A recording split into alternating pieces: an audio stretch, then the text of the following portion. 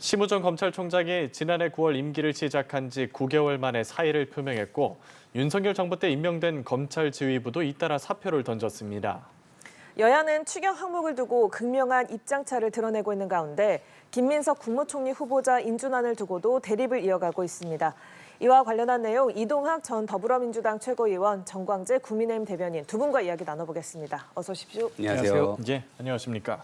심우정 검찰총장이 사의를 표명을 했습니다. 그러면서 검찰 개혁에 대한 우려를 표명했거든요. 어떻게 들으셨을까요? 검찰 개혁을 이렇게까지 국민들의 민심을 들끓어오르게 만든 장본인 아닙니까, 본인이. 그렇기 때문에 검찰을 망쳐놓고 이제 와서 그것 때문에 책임을 진다라고 하는 것은 아무 국민도 이해하기가 어려울 겁니다. 특히 지난해 이원석 전 검찰총장, 지금 심우정 검찰총장의 전임자였죠. 당시에 법불 악위, 그래서 법은 권력에 아부하지 않는다 이런 말을 하면서 김건희 여사 건과 관련된 수사팀을 꾸리는 것을 지시를 했고요. 그 수사를 바로 지시를 했습니다. 그럼에도 불구하고 바로 일주일 뒤에 검찰총장도 모르는 인사가 청와대로부터 납니다. 그렇기 때문에 검찰총장 패싱이라는 얘기가 있었고 그 뒤로부터 완전히 허수아비가 되죠. 그 뒤에 들어온 것이 심우정 검찰총장입니다. 들어와가지고 뭘 했느냐. 김건희 여사 방탄해 주느냐고 사실상 이 대통령 부부의 사설 로펌 형식으로 일을 했단 말입니다. 검찰이 그렇게까지 그냥 전락해버린 데에 대해서는 심우정 검찰총장이 입이 10개여도 전 할 말이 없다라고 생각을 하고요. 검찰개혁의 이 동력은 스스로들이 만드는 것이기 때문에 저는 국민을 위한 검찰로 다시 만들기 위해서는 지금 수사, 기소, 분리 이런 것들을 원칙으로 하는 이 개혁안이 반드시 통과되어야 된다 이렇게 보고 있습니다. 예, 그러면서 검찰 고위 간부들도 줄사표를 냈는데 어떤 이유 때문이라고 보십니까? 일단 심우정 전 검찰총장의 사퇴는 예정된 수순이라고 봅니다. 그동안 이재명 대통령이 공언했던 검찰 개혁, 개혁이라는 말은 이제 민주당 쪽에서 본인들에게 유리하게 얘기하는 거고요. 검찰 개편과 관련해서 심우정 검찰총장과 현 정부가 갖고 있는 방향이 완전히 다릅니다. 그렇기 때문에 국정기획위원회에 이 검찰청이 업무 보고를 할 때도 두 번이나 퇴짜를 놨고 이른바 군기 잡기를 했던 것 아닙니까? 검찰은 현재 시스템 내에서 어떻게 조금씩 개편할 수 있는 방안이 있는가에 대한 보고를 한 반면에 지금 민주당과 이재명 대통령은 공소와 수사를 완전히 분리해 놓는 방안을 얘기하고 있는 거잖아요. 이렇게 철학이 완전히 다른 상황에서 검찰총장으로서 본인이 활동할 수 있는 공간이 적다라고 생각한다면 거취를 결정할 수밖에 없었다고 보고요. 다른 검찰 간부들의 경우에도 마찬가지입니다. 사실 이 검찰총장이 임기를 마치지 못하고 퇴임하는 것은 종종 있어 왔습니다. 2022년에요. 김호수 검찰총장이 중간에 그만뒀는데 그때도 검경 수사권 조정 관련해 갖고 이른바 검수완박이 시행됐죠. 이것에 대해서 반발해서 김호수 전 검찰총장도 중도에 사퇴한 일이 있었는데 이렇게 완전히 국정 철학이 다른 상황에서 첨예한 이해관계가 충돌한다면 본인으로서는 거취를 결정하는 게 당연한 수순이었다 이렇게 봅니다. 예, 이야기한 것처럼 이렇게 검찰에서는 고위직 줄사표가 이어졌는데 오늘 곧바로 빈자리가 채워졌습니다. 이 중에서 가장 눈에 띄는 인사라고 한다면 임은정 대전지검 부장검사의 승진인데요.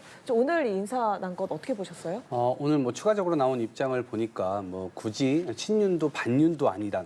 이제 그런 성향을 염두에 두지 않았다는 겁니다. 그동안 묵묵하게 일을 열심히 해온 검사들 위주로 이 인사를 했고요. 그중에 또 단연 눈에 띄는 것은 임은정 검사입니다. 임은정 검사는 그동안 한직을 돌기도 했지만 윤석열 친윤 검사들로 하여금 검찰 자체가 이 대통령 부부의 로펌 역할을 할 때 그것에 관한 엄청난 비판을 실명으로 계속해서 했죠. 그래서 방송에 나와서도 여러 차례 그런 비판들을 한 바가 있고요. 또 그런 탄압은 또 탄압대로 받았죠. 이제 그랬음에도 불구하고 검찰은 본인들 스스로가 잘하고 있다 우리는. 그러면서 이제 사실 윤석열 전 대통령과 김건희 여사 부부의 여러 가지 일들을 다 무마시켜주는 역할들을 했고 사실 눈에 보였지 않았다면 국민들은 그 부분에 대해서 잘 알지 못했을 겁니다. 그런데 너무 대놓고 이런 일들을 하다 보니 심우정 검찰총장을 비롯해서 오늘 사표를 내신 분들 역시도 그러한 부분에서 자유로울 수가 없다. 특히 심우정 검찰총장은 내란 과정에서 또 비화폰을 가지고 어떻게 그 연루되었는지 이 부분들까지도 앞으로 수사 선상에 저는 오를 것이라고 보거든요. 그리고 윤석열 전 대통령 풀어줬잖아요. 풀어주는 데 있어서 지기현 판사가 풀어주는 결정을 했고 그것에 대해서 이 즉시 항고를 하지 않음으로써 사실상 지금 나와서 되게 자유롭게 돌아다니게 만드는 그런 이 원인을 제공을 했거든요. 그런 측면에서 봤을 때 전 앞으로 수사선상에 이런 검사들 앞으로 단순히 친윤이었기 때문이 아니라 국민들 선상에서 법 앞에 만인이 평등하다라고 하는 이 원칙을 형용화시킨 검사들에 대해서는 다른 어떤 법적 조치가 있지 않을까 이렇게 생각을 해봅니다. 네, 이문정 검사 같은 경우에는 말씀하신 대로 검찰 내부에서도 비판적인 목소리를 내왔고 그런 만큼 좀 대표적인 검찰 개혁론자로 꼽히는 인물이지 않습니까? 이렇게 네. 동부지검장 자리에 깜짝 발탁된 것 어떻게 보고 계세요? 이문정 부장검사가 서울 동부지검장으로 승진한 것은 정권이 바뀌었다라는 것을 가장 상징적으로 보여주는 검찰 내의 인사 조치였다 이렇게 평가할 수 있겠습니다. 이문정 지검장이요. 사실 검찰 내부에서 이른바 내부 고발자의 형식을 띠고 검찰의 부조리한 측면 이런 것들을 많이 대중에게 예. 이야기를 했죠. 예. 이를 두고 검찰 내에서는 이문정 지검장의 행위가 잘못됐다 이렇게 지적하는 사람들도 있고 또 대중들은 이런 부분들에 대해서는 비록 우리가 알지 못했던 부분인데 이렇게 이문정 검사가 얘기하면서 사회적인 문제로 대두되는 것에 대해서 환영한 측면도 있습니다. 그런데 이런 과정이 계속될수록 오히려 저는 민주당에서 걱정하는 정치 검찰은 강화될 수밖에 없다고 생각합니다. 결국에는 본인이 추진하고자 하는 방향과 정치적 방향이 같은 그 라인에 서게 되면 정권이 바뀌면 본인도 얼마든지 승진자 대열에 들어설 수 있다라고 한다면 검찰 내부의 줄석이 오히려 더 강화되지 않겠습니까? 또 지금 검찰 개혁이라는 이름으로 민주당이 가속도를 내고는 있지만 2022년에 있었던 검경 수사권 조정으로 인해서 수사기간은 대폭 연장되고요. 또 검거율은 굉장히 떨어진 측면이 있습니다. 이미 한 3년 정도 시행이 되면서 부작용으로 남아 있는 거거든요. 그래서 이 검찰 개혁과 관련해서는 이게 입법 사항이니까 꼼꼼하게 수기해서 모자람이 없도록 해야지 졸속 입법을 통해서 무조건 자기네들이 원하는 방향으로 일방적으로 이끌어가는 것 그건 경계해야 한다고 생각합니다. 알겠습니다. 이 얘기는 여기까지 해보고요. 모레에는 이재명 대통령하고 비교섭 단체 5당의 지도부 오찬 회동이 있는데 이 회동에서 어떤 이야기가 나올 거라 보십니까? 우선 이 회동이라고 하는 것은 앞으로 계속해서 이루어질 가능성이 굉장히 큽니다. 국민 주권 정부라고 이름을 붙인 만큼 국민들의 어떤 적절한 표를 받아서 그 의석수만큼 지금 들어온 거 아니겠습니까? 그러면 그들을 당연히 존중해야 될 것이고요. 그들이 어떤 이야기들을 할지 그건 저도 정확히는 모르겠는데 아마도 교섭단체 요건 완화 이런 이야기가 나올 수가 있고요. 또 정기적으로 만남을 갖자. 왜냐하면 어쨌든 소수 정당 같은 경우에는 본인들의 목소리를 내고 싶어도 이게 언론의 어떤 스피커 차이라든가 이런 것들 때문에 실제로 못 낼 수가 있는데 이 여당 지도부나 아니면 대통령을 직접 만날 수 있다고 한다면 본인들이 가지고 있는 정책 공약들을 이행할 수 있는 훨씬 더 좋은 가능성이 높아지지 않겠습니까? 그리고 또 하나는 지금 국민 경제 전반적으로 다 침체되어 있는 상황 속에서 서로 어떻게 또 공조해 나갈 것인지 국민을 위해 일하는 국회는 어떻게 만들어야 될지 아마 그 부분이 전 집중적으로 논의되지 않을까 싶습니다. 예, 교섭 단체뿐 아니라 다른 야당과도 대화의 폭을 넓히겠다는 의도로 보이는데 이 부분에 공감하실까요? 대통령이 국회 당 대표들과 적극적으로 소통하겠다는 것에 대해서 반대할 일은 전혀 없을 겁니다. 예. 그리고 우리가 지금 교섭단체가 의원 20석이 되는데 그렇게 되면은 지금 민주당과 국민의힘만 교섭단체가 되는 셈이잖아요. 예. 그래서 군소정당 같은 경우에는 이 교섭단체 의석수를 좀 줄여달라라는 요구를 계속하고 있는 거죠. 특히 조국혁신당 같은 경우에는 12석밖에 없으니까 10석으로 줄여서 본인들이 교섭단체가 되는 것을 굉장히 희망하고 있을 겁니다. 그리고 조국 혁신당이 이번에 대선 후보를 내지 않았기 때문에 이재명 대통령이 탄생할 수 있었다라는 측면에서 조국 혁신당은 조국 전 대표가 지금 구속돼 있잖아요. 관련해서 직접적인 요구를 하고 있는 것은 아니지만 조국 전 의원에 대한 가석방 내지는 사면 이런 부분들과 관련해서 적극적인 이야기를 할 가능성이 있다고 보이는데 저는 이것에 대해서는 좀 경계할 필요가 있다고 생각합니다. 이렇게 조국 혁신당에서 일방적으로 밀어붙이는 사안을 대통령이 받아들일 경우에 실제로 대선 출마 후보를 내지 않았던 그 대가 아니냐, 이게 청구서에 대한 대가 아니냐, 뭐 이런 측면으로 오해될 수 있기 때문에 대화를 하는 것은 좋지만 국민 눈높이에 맞는 결정들이 나와야 한다고 생각합니다. 네. 이재명 대통령이 국무회의 자리에서 이런 이야기를 했습니다. 임명 권력인 국무위원들은 선출된 권력인 국회를 존중해야 한다. 새 정부 출범 이후에 전 정권의 일부 인사들과 여당의 어떤 갈등, 마찰을 좀 겨냥한 발언 아니냐라는 해석이 나오고 있는데요. 네, 이거는 이제 제자리로 돌려놓는 발언에 전 불과하다 이렇게 생각을 하고 너무나 당연한 이야기입니다. 그런데 이 당연한 것이 윤석열 전 이 정권에서는 이게 당연하지가 않았어요. 그러니까 선출로 돼서 이루어진 국회 자체를 대통령이 무시하기 일쑤였고 오히려 그들이 결정한 것에 대해서 완전히 무시하면서 거부권을 적극적으로 활용하라 이런 말들까지도 했죠. 대통령이 국회에 대해서 야당에 대해서 그런 태도를 가지고 있다 보니까 그 대통령에 의해서 임명된 장관, 차관 뭐 할 것 없이 수많은 사람들이 와가지고 국회의원과 고성을 지르면서까지 완전히 안 좋은 태도 같은 것들을 많이 보였거든요. 그러한 장면들을 보면서 이 선출 권력을 임명 권력이 완전히 잡아먹는구나 이런 생각들을 하게 됐을 겁니다. 이런 것들은 너무나 잘못됐고 이제서야 그것은 제자리를 찾아간다 이렇게 생각을 하고요. 최근 방통위원장인 이진숙 씨가 결국 또 국회에 와가지고 본인 스스로 하고자 하는 얘기들을 뭐 가치와 철학에 의해서 국민의 어떤 동등한 입장에서 이야기를 할 수도 있겠습니다만 그 자체가 선출직 자체를 뭔가 깔아뭉개는 듯한 그러한 태도를 여전히 지금 가지고 있었기 때문에 그런 지점들은 대단히 잘못됐다. 그 잘못을 이제 지적을 한 것이고 앞으로도 국민들의 선택을 직접적으로 받은 선출직들에 대해서 혹은 국회에 대해서 정부가 존중하는 마음을 갖고 국회에서 통과된 법안이나 이런 것들은 행정부는 이행할 권리를 갖고 있는 것이거든요. 그러한 측면을 제대로 좀 탑재하고 정부를 좀 운영하자 이런 얘기로 들렸습니다. 네, 국회를 존중해라라는 이야기는 제자리로 돌려놓는 당연한 이야기다라는 말씀하셨는데 동의하십니까? 네. 대통령제 시스템에서 선출 권력은 대통령과 국회 이렇게 두 곳으로 나눠 볼 수 있는 거죠. 예. 그래서 선출 권력이 당연히 임명 권력보다는 권력의 정통성을 확보하고 있다는 점에 이의를 달 수는 없을 겁니다. 그런데 윤석열 정부 때와 지금 이재명 정부 때를 완전히 똑같이 비교하기는 어렵다고 봅니다. 윤석열 정부 때는 국회는 야당이 다수를 갖고 있었기 때문에 윤석열 대통령이 추구하는 방향에 대해서 동의하지 않고 입법적인 부분에서 하나도 지원을 해주지 않았거든요. 오히려 당시 정부가 하려고 하는 정책에 대해서 어깃장을 놓는 경우가 많고 반대되는 법안들을 일방적으로 통과시키는 경우가 많았죠.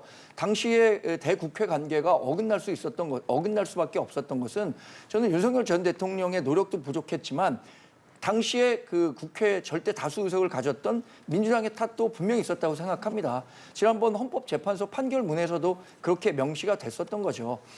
그리고 임명직 그 공무원이 국회에 나가서 이제 뭐 여러 가지 상임위원회에서 답변을 하곤 하는 모습을 보곤 하는데 이때 당시에 국회의원들이 지나치게 고압적이고 폭력적인 모습을 보이는 거 우리가 많이 목도했잖아요. 그런 거 일방적으로 다 감내할 수 있는 겁니까? 물론 국회에 대한 존중 당연히 필요하다고 생각합니다만 그 자리에 와 있는 임명적 공무원에 대한 존중도 반드시 필요하다 이런 말씀드립니다. 예, 또 국정기획위원회가 대통령과 공공기관장의 임기를 일치시키는 방안을 추진 중인데 이른바 알박기 인사 논란을 해소시키려는 걸로 보이거든요. 네, 이번에는 저는 뭐 많은 욕을 먹고 비판을 받더라도 민주당이 이러한 법률을 통과시켜야 된다 이렇게 생각을 합니다. 그 과정에서 합의가 되면 더 좋고요. 뭐 저는 합의될 가능성도 열어두고 보는 것이 국민의힘이 정부를 가졌을 때 야당에서 알박기 한다라고 하는 비판 똑같이 했습니다. 근데 지금 똑같은 일들이 또 벌어지고 있는 거거든요. 어찌됐건 서로에게 유불리 이런 것들을 떠나서 국민들의 선택을 받아서 정부를 시작하는 마당에 본인들의 어떤 가치와 철학을 맞춰서 일할 수 있는 인사들이 함께 배치돼서 일을 하는 것은 너무나 자연스럽고 당연한 일입니다. 그런데 그것을 못하고 예컨대 한덕수 국무총리가 사실상 계엄 이후에 식물 국무총리로서 일을 했는데 4월 달에 엄청난 인사들을 해놨습니다.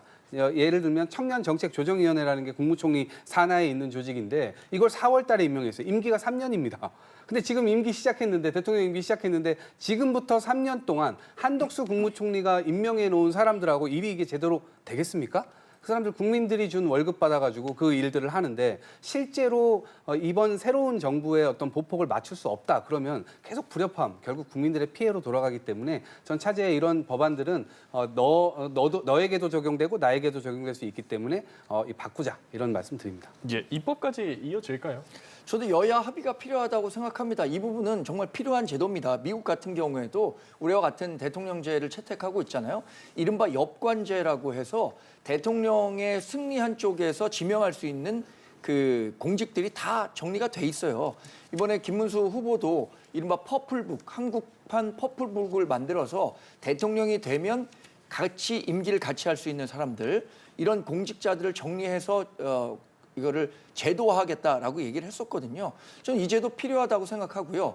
다만 이 제도가 새로 도입된다면 모든 법이라는 게 그렇습니다. 소급 적용은 아주 예외적으로밖에 적용될 수 없는 거예요. 예. 그렇다면 윤석열 정부 시절에 임명된 사람들은 그 임기가 보장돼야 하고 그 이유가 적용돼야 되는 거지. 그래서 어느 일방의 희생이 필요한 부분이거든요.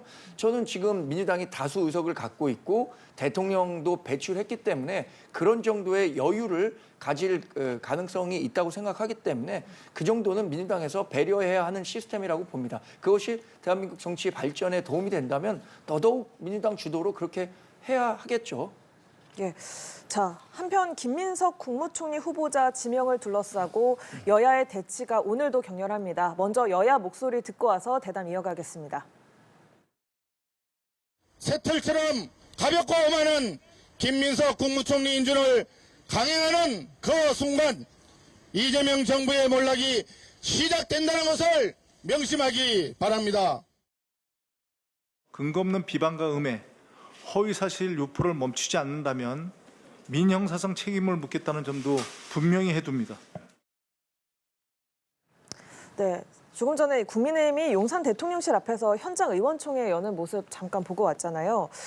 서한을 지명 철회를 촉구하는 서한을 좀 직원에게 전달을 하기도 했었는데 야당 저항이 이렇게 대단한데 인준안 합의가 가능할 거라고 보십니까? 글쎄 야당 저항이 네. 국민들의 어떤 공감대를 얻지 못하는 측면이 기본적으로 있을 것 같습니다. 왜 그러냐면 본인들이 했던 실정에 의해서 대한민국이 망가졌고 뭐 자영업자 100만 명 폐업이다.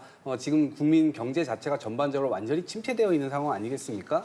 그런 상황에서 1순위는 국정을 정상화시키는 겁니다. 그리고 그 안정화를 도모하는 거죠. 거기에서 국무총리의 역할은 매우 심각하게 중요한 이 상황이죠. 그렇기 때문에 시간이 많지 않다. 그리고 지금 이미 이 청문회는 끝나지 않았습니까? 버스 떠난 다음에 지금 그 버스를 쫓아가겠다고 지금 저렇게 하고 있는 모습이 국민들 눈에는 어떻게 보이겠습니까? 만년 반대만 하는 그런 야당으로 비춰질 것이고 본인들이 적용했었던 그러한 이 인사청문회 조건 이런 것에는 지금 야당에게만 아주 현미경 검증을 하려고 하고 본인들에게는 적용 안 했던 그러한 과오를 좀 되돌아봤으면 좋겠다 이 말씀 드립니다. 예.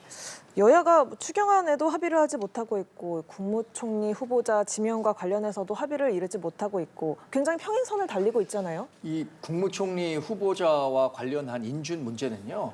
우리 당이 합의해주기 어려운 부분이 있습니다. 왜냐하면 이 김민석 후보자가 총리 인준이 된다고 하면 그리고 야당이 합의를 해줘서 통과된다고 하면 앞으로 총리가 되려고 하는 사람의 기준은 김민석 후보자가 레퍼런스가 될 겁니다. 그러니까 앞으로 봤을 때 아니 과거에 그렇게 논란이 됐었던 그러니까 의혹을 청문회 기간 동안에 하나도 해명하지 못했었던 김민석 후보자도 야당이 동의해서 총리로 해줬는데 왜 이 사람은 안 되느냐 이렇게 얘기한다면 우리나라의 공직자의 기준이 한참 아래로 내려갈 겁니다. 이것은 윤석열 정부의 그 실정과 이런 것과 연계지어서 같이 얘기할 게 아닙니다. 이건 완전히 별개의 문제입니다. 그러니까 뭐 우리가 과거에 국정 운영을 잘못해서 또 12월 3일에 있었던 불법 계엄으로 정권을 뺏겼다. 이것은 과거의 일이고요. 국무총리 후보자가 자격이 있느냐 없느냐는 지금 현재와 미래를 가늠하는 문제이기 때문에 우리가 합의해주기 어려운 사안이라고 보고요. 추경과 관련해서는 일정 부분 우리 당이 합의할 부분은 합의해 줬습니다. 13조 2천억 원에 달하는 민생지원금과 관련해서도 합의를 했고요. 다만 더 디테일한 부분에 있어서는 조금 더 협의가 필요하다는 거죠.